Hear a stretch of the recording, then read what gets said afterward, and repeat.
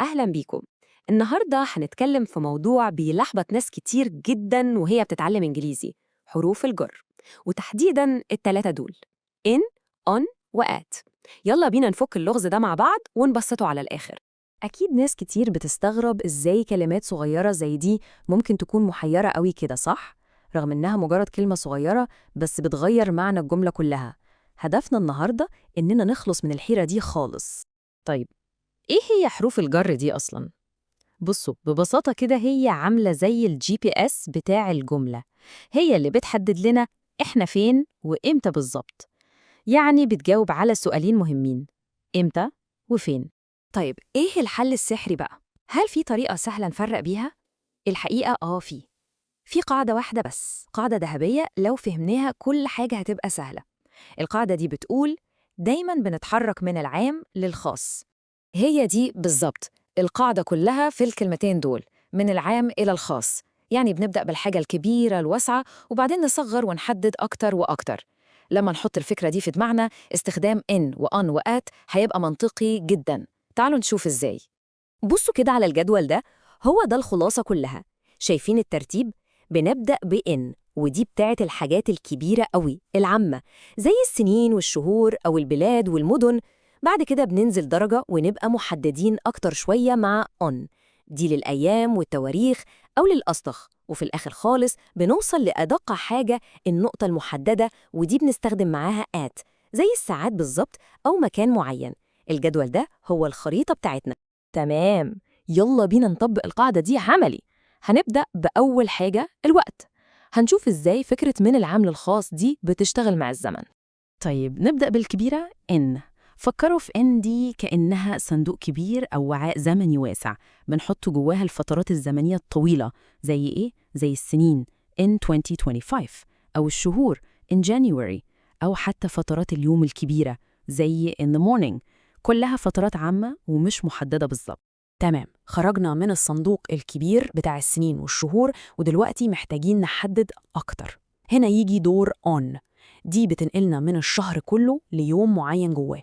يعني بدل ما نقول in April بنقول on 15th April، أو بنحدد يوم معين في الأسبوع زي on Monday. شايفين إزاي بقينا محددين أكتر؟ وصلنا بقى لأدق نقطة على الخط الزمني. دي عاملة زي الدبوس اللي بيشاور على لحظة معينة بالظبط. بنتكلم عن ساعة محددة at 5 o'clock، أو أوقات دقيقة زي at night أو at noon. الدقة هنا هي مفتاح استخدام at. خلصنا الوقت؟ تمام قوي. الأحلى بقى إن نفس القاعدة بالملي بتطبق على المكان. يلا نشوف إزاي هنستخدم ein أو on و at مع الأماكن بنفس منطق من العام للخاص. فاكرين الصندوق الكبير بتاع الوقت؟ هنا نفس الفكرة بالظبط.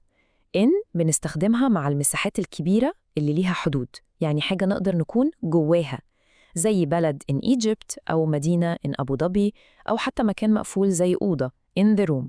الفكرة كلها إننا موجودين داخل حيز معين.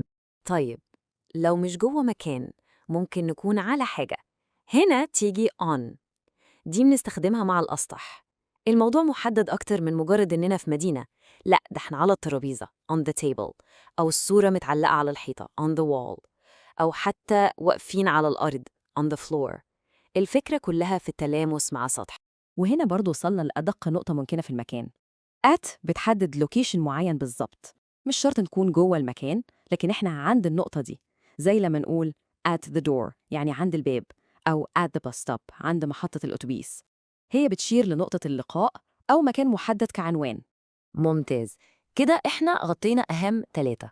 بس عشان الصورة تكمل، خلينا نعدي بسرعة على كام حرف جر تاني بنستخدمهم كل يوم. ال4 دول أساسيين جدا.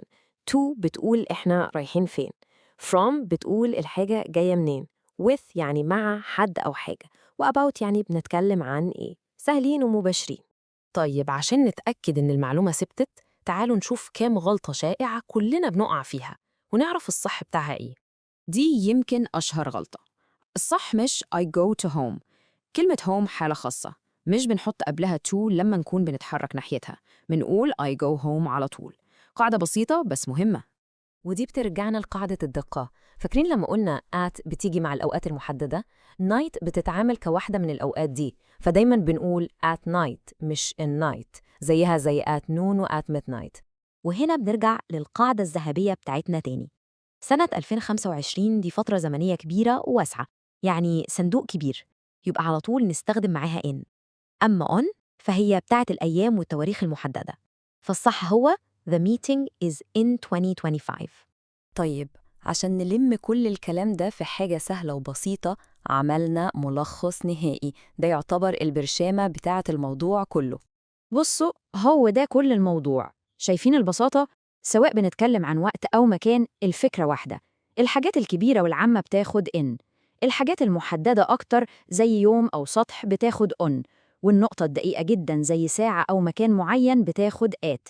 الهرم ده لو فضل في دماغنا الموضوع هيبقى سهل جدا. ودلوقتي يجي السؤال المهم، بعد ما بسطنا القاعدة دي، يا ترى إيه أول حاجة ممكن نطبق عليها اللي اتعلمناه ده؟ ممكن في إيميل بنكتبه أو جملة بنقولها.